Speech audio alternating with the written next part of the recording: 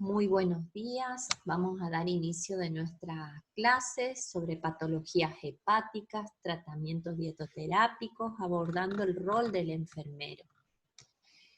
Hablamos que desde los términos, hablamos que es una enfermedad hepática o hepatopatía, también la podemos encontrar, que se aplican muchas enfermedades y trastornos que provocan que el hígado funcione inadecuadamente o que deje de funcionar. Va a estar acompañado de algunos signos y síntomas, como por ejemplo el dolor abdominal, el color amarillo de la piel o en los ojos, ¿sí? Que los denominamos ictericia, o los resultados anormales de las pruebas de la función hepática que también nos van a sugerir que padece una hepatopatía, ¿sí? Nuestro paciente. ¿Cuál va a ser el objetivo del tratamiento dietoterápico? Va a ser controlar las manifestaciones clínicas de la enfermedad, ¿sí? Aquellas manifestaciones presentes que tenga nuestro paciente que nosotros como enfermero podamos valorar. Mantener un nivel de nutrición adecuado, impedir el catabolismo del tejido proteico del organismo y controlar el edema y la ascitis. ¿Sí? Es muy importante, sobre todo en nuestros pacientes con alteraciones hepáticas, el alto y la concentración de las proteínas en el organismo, que conllevan a esto, al impedimento muchas veces, y por cierto, de controlar este edema que generalmente se puede valorar en las extremidades, y también la presencia de las ascitis, que es la acumulación de los líquidos en las asas intersticiales. Cabe destacar que también va a estar acompañado de otra sintomatología que pueden estar presentes o como que no, pero vamos a ir valorando de a poco sobre esta clase. Vamos a prevenir o mejorar los síntomas de las encefalopatías hepáticas en la medida de lo posible. Esto también es muy importante, ya que las encefalopatías, al aumentar ciertos valores proteicos y algunos componentes hepáticos, vamos a valorar a nuestro paciente que se encuentra encefalopático. Es importante que nosotros como enfermeros debemos destacar estos signos y síntomas presentes o en su medida valorar los problemas reales para evitar los problemas potenciales.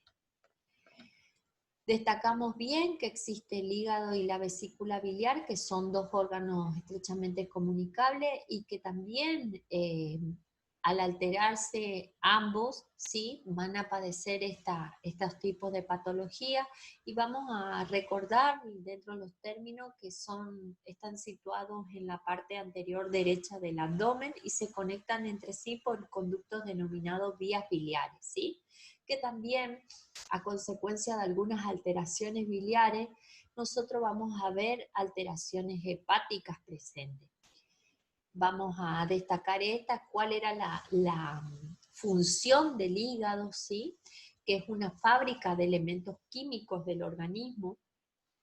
Es el órgano más grande dentro del cuerpo porque tiene muchas funciones, ¿sí? Que dependen y que hace que funcionen, ¿sí? La hemodinámica.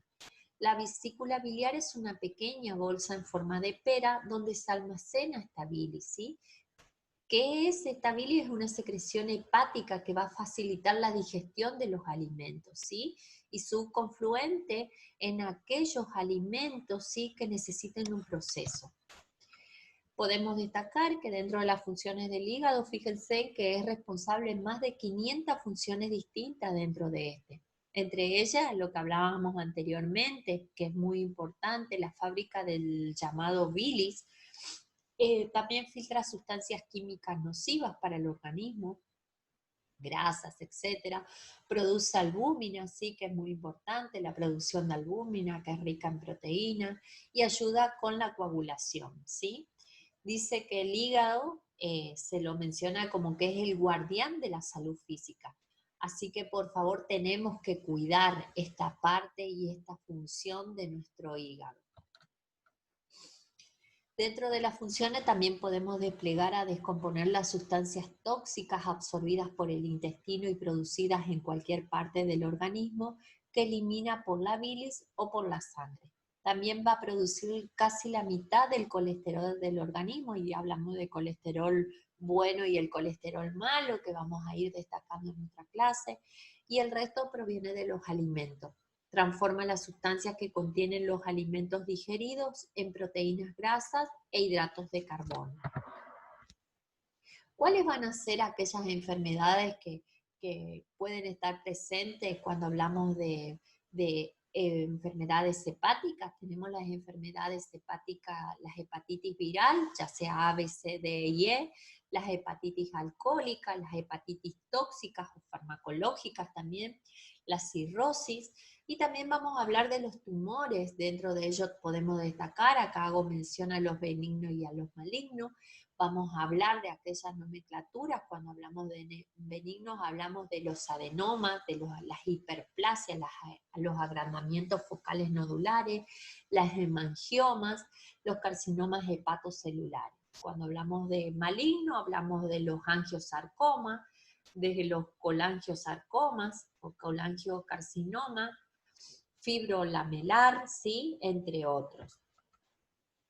Dentro de las manifestaciones clínicas presentes que nosotros podemos valorar o que el paciente nos pueda informar, también lo que nosotros sacamos como datos estratégicos para poder programar nuestros cuidados de enfermero, podemos valorar que el paciente puede presentar una ictericia, ¿sí? Puede presentar una ictericia local, una ictericia general, una ictericia también ocular, y que tiene grados donde nosotros como enfermeros tenemos que destacar. Las colestasis, sí, que es muy importante, los agrandamientos del hígado, que hablamos de hepato, ¿sí?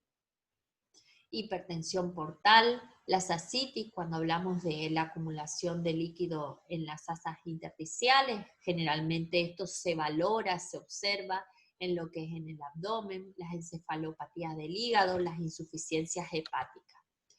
Generalmente este paciente que presenta gran acumulación de bilis, se produce lo que es el prurito, generalmente manifestado en las palmas de las manos y en los pies, y se da generalmente en esto en lo nocturno, ¿sí?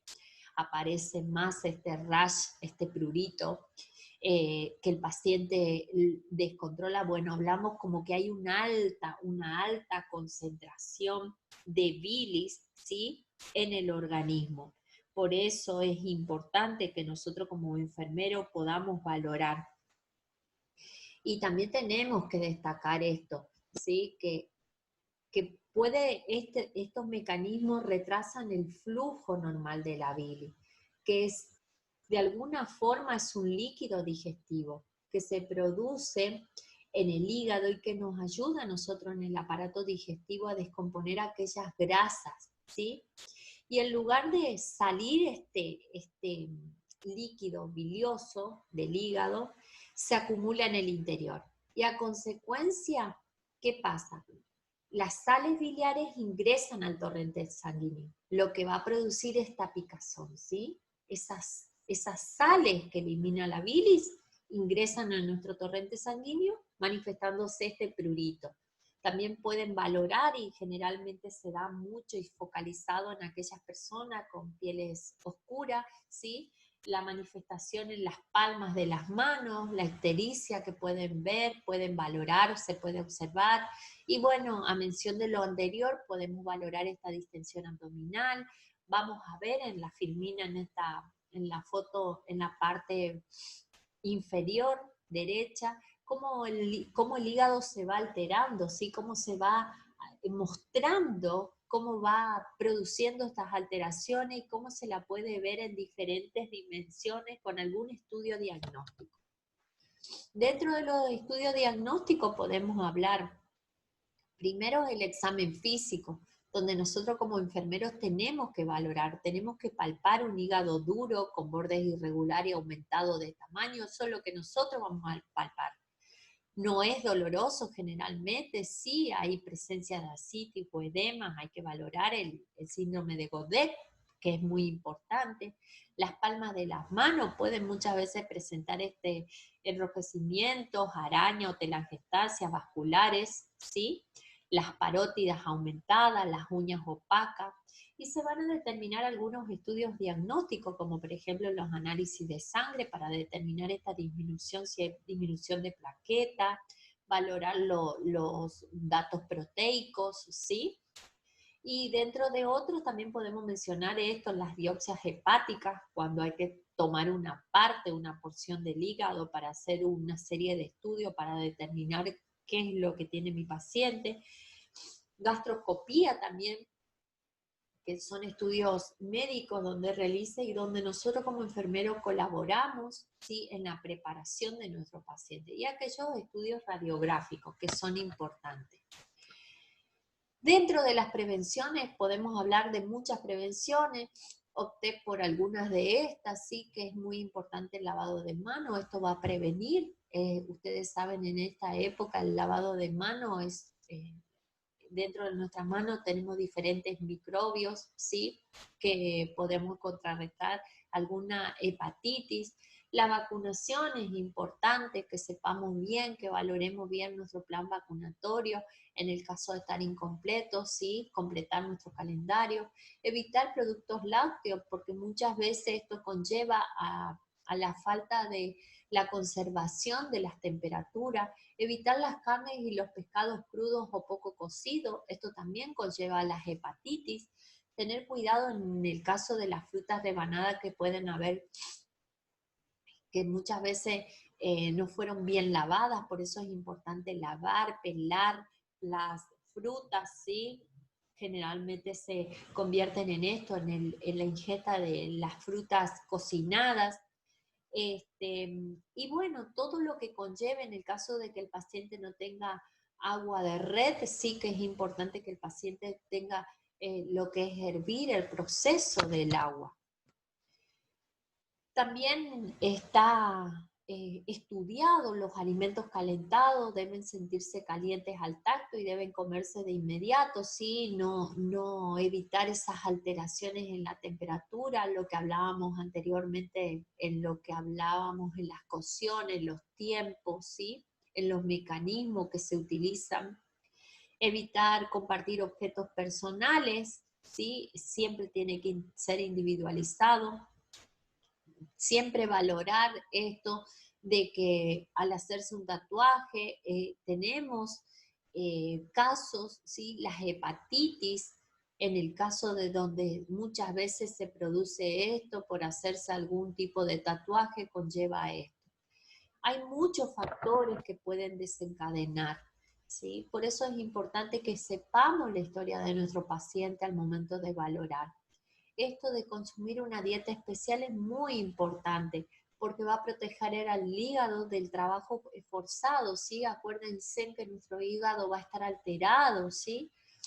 Muchas veces las proteínas ayudan en la reparación del tejido corporal y está evidenciado, previenen la acumulación de grasas y daños en la parte hepática, ¿sí? Las proteínas no se procesan apropiadamente cuando hay un hígado dañado. Cuando hablamos de un hígado graso, los productos residuales pueden acumular y afectar el cerebro, ¿sí?, lo que conlleva una encefalopatía.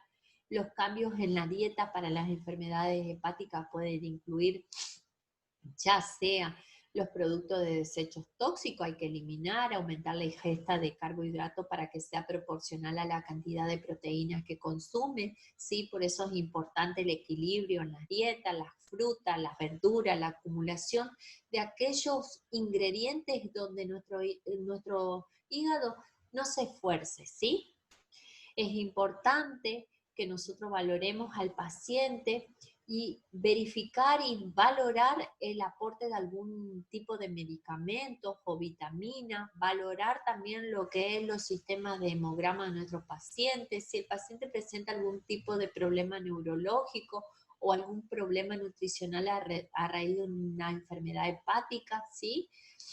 Reducir el consumo de sal, también de azúcar, porque el consumo de sal empeora y acumula líquido. Y esto conlleva también al exceso o al aumento de la distensión del hígado. Es importante que nosotros como enfermeros valoremos al momento de la anamnesis alimentarias y sepamos qué es lo que tiene que brindarse mediante un buen cuidado enfermero, mediante la valoración, mediante la observación, la ocultación de lo que realizamos como un enfermero. Y también integramos un equipo donde vamos a valorar nuestra parte integrada, ¿sí? Por eso es importante que sepamos la sintomatología, los signos, los síntomas, lo que nosotros como enfermero podemos destacar, ¿sí? Para evitar aquellos problemas potenciales. Bien, acá dejo la bibliografía que me basé en estos dos autores, donde pueden también determinar ciertos cuidados como enfermero y donde podemos expandir un poco más el conocimiento. Que tengan un buen día, los saludo y espero que haya sido grata la clase.